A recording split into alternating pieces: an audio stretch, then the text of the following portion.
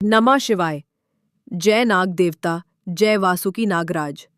आज हम सुनने जा रहे हैं नागपंचमी की एक ऐसी पौराणिक कथा जो हमें ना केवल श्रद्धा और आस्था सिखाती है, बल्कि ये भी बताती है कि नाग देवता हमारे जीवन के संरक्षक हैं। बहुत समय पहले की बात है। एक तपस्वी ब्राह्मण थे। नाम था कौंडिन्य ऋषि। वे बहुत विद्वान, धार्मिक और शिवभक्त थे। उनकी पत्नी का नाम था सुशीला, एक सती धर्मपरायण स्त्री। दोनों जंगल के एक आश्रम में रहते थे और प्रभु की भक्ति करते थे। परंतु समय का चक्र घूमा और दुर्भिक्ष आ गया। धरती सूख गई, फसलें नष्ट हो गईं, लोग गांव छोड़ने लगे और खाने को दाना भी ना बचा। कौंडिन्य ऋषि और उनकी पत्नी ने भी अपने आश्रम को छोड़ने का निश्चय किया। वे जंगलों में भटकते हुए एक नदी किनारे पहुंचे। वहां एक पीपल का वृक्ष था और उसके नीचे ध्यानमग्न एक दिव्य साधु बैठे थे।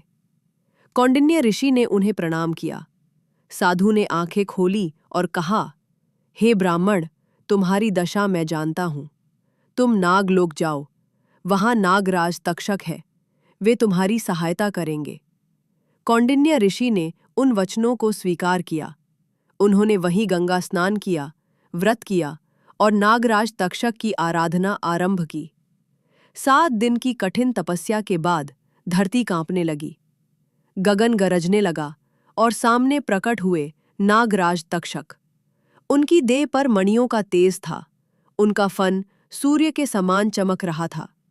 नागराज ने कहा, हे ब्राह्मण, तुम्हारी तपस्या से मैं प्रसन्न हूं। मांगो, क्या चाहते हो?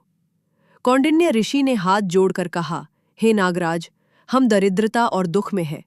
मुझे इतना दीजिए कि हम धर्मपूर्वक जीवन यापन कर सके। नागराज मुस्कराए।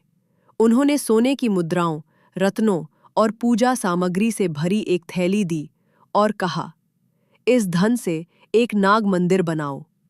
हर साल श्रावण मास की पंचमी तिथि को नागों की पूजा करो।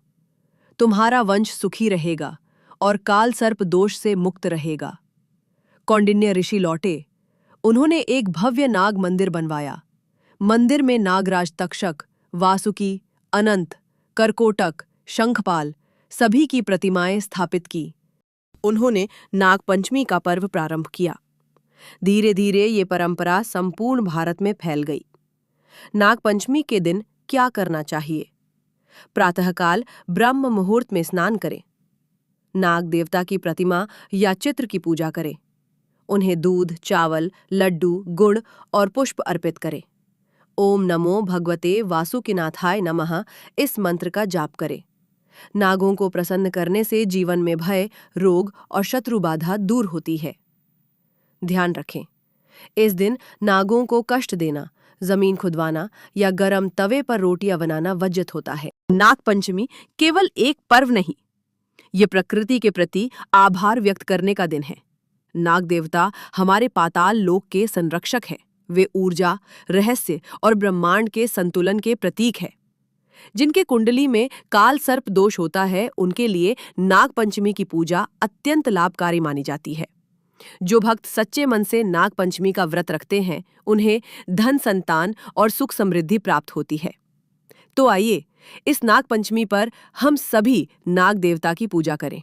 उनसे आशीर्वाद लें कि हमारे जीवन से समस्त कष्ट, भय और रोग दूर हो।